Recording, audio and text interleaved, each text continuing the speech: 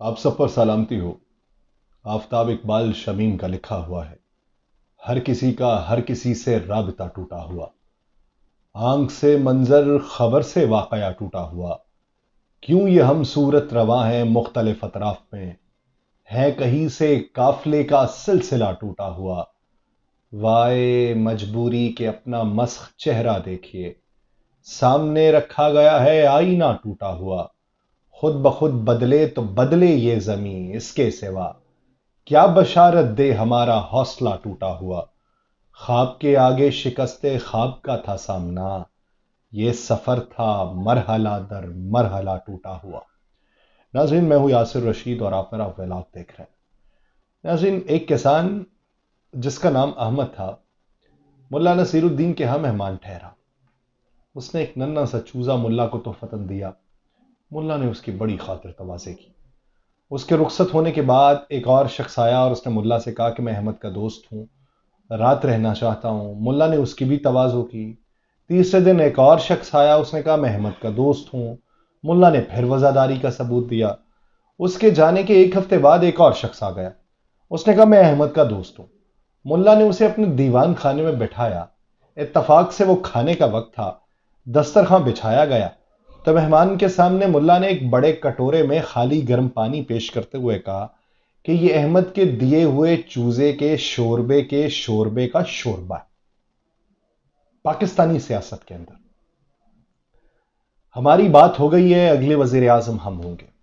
یہ پہلی بار نہیں ہوا، بارہا یہی باتیں کی جاتی رہی اور بارہا اسی کے مطابق منظرنامہ وضع ہوتا رہا۔ اب یہ کہانی سنانے کا مقصد کیا ہے یہ تو میں آگے چل کے بتاتا ہوں۔ ابھی خبر یہ ہے کہ اسلام آباد ہائی کورٹ نے جنرل ریٹائرڈ قمر جاوید باجوہ اور سابق D G I S I lieutenant general retired Faiz Hameed کے خلاف اندراج مقدمہ کی درخواست کاز لسٹ سے منسوخ کر دی۔ اسلام آباد ہائی کورٹ کی جانب سے جاری مقدمات کی کاز لسٹ میں ریٹائرمنٹ کے بعد قانونی رکاوٹ توڑنے اور مختلف ایونٹس کو غلط بیان کرنے سے متعلق جنرل ریٹائرڈ قمر جاوید باجوہ اور فیض حمید صاحب کے خلاف اندراج مقدمہ سے متعلق درخواست کو سماعت کے لیے مقرر کیا گیا تھا اور سماعت 26 تاریخ کو ہونا تھی۔ اسلام آباد ہائی کورٹ نے شہری عاطف علی کی سابق آرمی چیف جو ہے اور سابق ڈی جی آئی ایس آئی کے خلاف مقدمہ اندراج کی درخواست جو تھی اسے 28 نومبر کو بعد میں سماعت کے لیے مقرر کر دیا تھا۔ اب 28 نومبر کو جب سماعت کے لیے مقرر کیا تو عدالت نے جنرل ریٹائرڈ قمر جاوید باجوہ اور lieutenant general retired Faiz Hameed کے خلاف اندراج مقدمہ کی درخواست کاز لسٹ سے بعد میں منسوخ کر دی۔ اسلام آباد ہائی کورٹ کی ویب سائٹ کے مطابق اس درخواست کی سماعت کو کینسل کر کے لسٹ سے نکال دیا گیا۔ مقدمہ اندراج کی درخواست پہ ہائی کورٹ نے federal investigation agency, Qamar Javed Bajwa اور فیض حمید کے خلاف جو اندراج مقدمہ تھا، اس کے علاوہ صحافی جاوید چودھری، شاہد میتلا، پیمرا اور پریس ایسوسی ایشن آف پاکستان کو بھی نوٹس کیا تھا۔ اسلام آباد ہائی کورٹ کی طرف سے 6 اکتوبر کو فریقین کو نوٹسز ارسال کیے گئے تھے اور فریقین کو 28 نومبر کی سماعت سے 3 دن پہلے جواب اور اپنے دفاع میں دستاویزات جمع کرانے کی ہدایت کی گئی تھی۔ اسلام آباد ہائی کورٹ کے چیف جسٹس عامر فاروق نے اس کیس کی ابتدائی سماعت کے بعد فریقین کو نوٹسز جاری کیے تھے، لیکن بعد میں منظرنامہ تبدیل ہو گیا۔ منظرنامہ تبدیل کیسے ہوا؟ پہلی تو بات یہ کہ وہ جو ملا نصیر الدین والی کہانی ہے، وہ ملا نصیر الدین والی کہانی کا بنیادی طور پہ مقصد کیا ہے، آپ کو سنانے کی وجوہات کیا ہیں۔ وہ ملا نصیر الدین جسے کہتے ہیں کہ یہ احمد کے دیے ہوئے چوزے کے شوربے کا شوربہ ہے، وہ کیوں ہے؟ کیونکہ نواز شریف صاحب کہتے ہیں سازش کے تحت ہماری حکومت کو ختم کیا گیا۔ ہماری حکومت نہ ختم کی جاتی تو آج پاکستان مضبوط ملک ہوتا۔ ججز کو کیا ضرورت تھی سازش کا حصہ بن کے ملک پہ کلہاڑا چلانے کی؟ الیکشن میں ہیرا پھیری کیوں کی؟ آئی ٹی ایس کیوں بند کیا؟ ایسے بندے کو لانے والے اتنے ہی ذمہ دار ہیں جتنا وہ خود ہے۔ جو 70 سال اس ملک کے ساتھ کیا گیا، اللہ نہ کرے کسی اور ملک کے ساتھ ہو۔ یہ میاں صاحب نے کہا، یہ میاں صاحب نے ادھر سے یہ بیان دینا شروع کیا دوبارہ سے، اور دوبارہ سے بیان دے کے وہ اس معاملے کے اوپر آئے کہ احتساب ان لوگوں کا ہونا چاہیے جنہوں نے مجھے ملک بدر کیا، یہ جن کی وجہ سے میں نے ملک بدری والی زندگی گزاری، جن کی وجہ سے مجھے بسنت اقتدار سے باہر ہونا پڑا، اترنا پڑا۔ اب وہ ان لوگوں کے احتساب کی باتیں کر رہے ہیں اور انہی کی ایما کے اوپر یہ درخواست دائر کی گئی، جس کو کاز لسٹ کا حصہ بنایا گیا، پہلے جاری کیا گیا، اور پھر ان کی جانب سے جب یہ ساری باتیں ہونے لگیں اور ان کو یہ لگنے لگا کہ معاملہ ہمارے ہاتھ میں ہے، احتساب کی بات کریں گے تو لوگ بھی ہماری طرف مائل ہوں گے، تو انہیں کاز لسٹ کی منسوخی سے جواب مل چکا ہوگا۔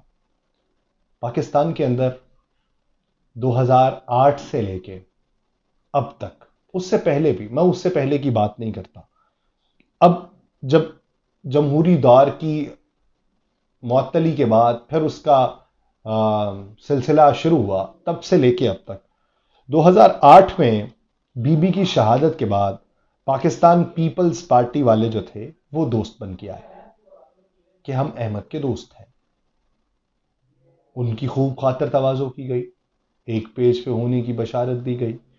پھر 2013 میں احمد کا دوست بن کے آنے والے میاں محمد نواز شریف جو سے وہ برسر اقتدار آئے، اور پھر کسی وجہ سے انہوں نے احمد کے آنے پہ بھی احمد کو پہچاننے سے انکار کر دیا۔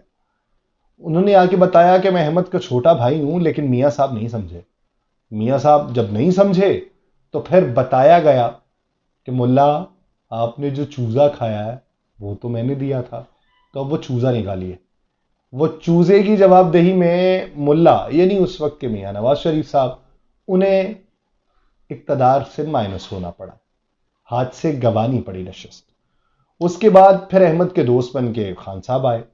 اب خان صاحب جب احمد کے دوست بن کے آئے ہیں تو ان کی بھی خوب خاطر تواضع کی گئی ہماری جانب سے، اور اس کے بعد پھر احمد کو شاید برا لگ گیا، اور احمد نے وہ جو خاطر تواضع ان کے دیگر دوستوں کی عمران خان صاحب نہ کر سکے تو انہیں بھی پھر اقتدار سے باہر کر دیا گیا۔ ہم آج تک احمد کے دوستوں کے حصار کے اندر ہیں۔ ابھی تک وہ ایک چوزا جو ہے اس کی جواب دہی نہیں ہو پا رہی۔ وہ چوزا در چوزا ہمیں فراہم چھوٹا سا کیا جاتا ہے، خوب جی بھر کے کھاتے ہیں، اور وہ ہمیں یہ کہا جاتا ہے کہ چوزا بڑا ہوگا تو تم اسے کھا سکو گے، یہ انڈے دے گا تو معیشت بہتر ہوگی، یہ اس کے بچے نکلیں گے تو اس کو بیچو گے تو اچھا خاصا پیسہ کماؤ گے۔ وہ چوزا ہی بڑا نہیں ہو پا رہا۔ جب تک وہ چوزا بڑا نہیں ہوتا ہمارے لیے بہتری کا سامان پیدا نہیں ہو سکتا، اور ہم آج تک اسی طریقے سے اس بات کے خواہش مند ہیں کہ چوزا بڑا ہو جائے گا، لیکن شاید چوزے کی بریڈ ایسی ہے کہ وہ بڑا نہیں ہو پائے گا، اور ہم اس کے بڑے ہونے کا انتظار کرتے رہیں گے۔ ضرورت ثمر کی ہے کہ چوزا چھوڑ کے ہمیں کچھ اور کھانے کی عادت ڈال لینی چاہیے۔ مجھے دیجیے اجازت، اللہ نگہبان۔